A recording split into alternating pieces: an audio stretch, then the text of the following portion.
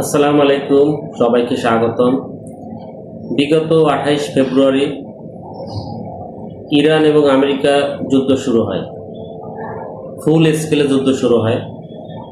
তো সেই যুদ্ধে আমেরিকা ইরানের উপরে অন্যায়ভাবে আগ্রাসন চালায়, কিন্তু অবাক করা বিষয়, যুদ্ধের প্রথম দিনেই ইরানের সর্বোচ্চ ধর্মীয় নেতা আয়াতুল্লাহ আলী খামেনি মৃত্যুবরণ করেন। এবং এই আয়াতুল্লাহ আলী খামেনি ছিলেন কিন্তু ইরানের সামরিক বাহিনী আইআরজিসির প্রধান। তো স্বাভাবিকভাবে সবাই, বিশেষ করে সামরিক বিশ্লেষক বোদ্ধারা মনে করেছিল, যেহেতু ইরানের সর্বোচ্চ ধর্মীয় নেতা এবং সামরিক বাহিনীর প্রধান মৃত্যুবরণ করেছে, এই যুদ্ধে ইরান শোচনীয়ভাবে পরাজয় বরণ করবে। এটা খুব একটা স্বাভাবিক হওয়ার কথা ছিল, কিন্তু সেটা হয়নি। যুদ্ধের ফলাফল কি হয়েছে এটা আপনারা সবাই জানেন। ইরান এই যুদ্ধে খুব সুন্দরভাবে জয় পেয়েছে।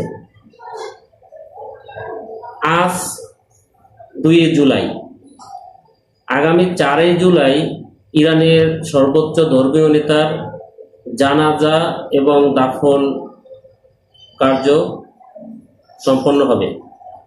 তো ইরানের এই যুদ্ধ চলাকালীন সময়ের জন্য তার এই জানাজা স্থগিত রাখা হয়েছিল। তো আমাদের বাংলাদেশ সরকারের তরফ থেকে ইরানের স্পিকার এর আমন্ত্রণে বাংলাদেশের জাতীয় সংসদের স্পিকার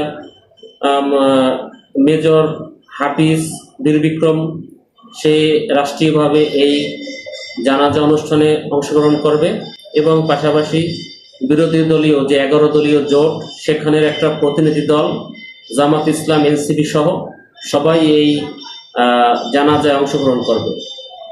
এবং যেটা অবাক করা বিষয়, যে কারণে আজকে আমার এই আলোচনার গুরুত্ব আরোপ করা, এই জানাজায় প্রায় 3.5 কোটি লোক উপস্থিত হওয়ার সম্ভাবনা রয়েছে। তেহরান, ইরানের রাজধানী তেহরানে এই জানাজা হবে, সেখানে 2 কোটি মানুষ উপস্থিত হতে পারবে, এবং আশেপাশের আরও 5টি শহরে এই জানাজা একাধারে অনুষ্ঠিত হবে।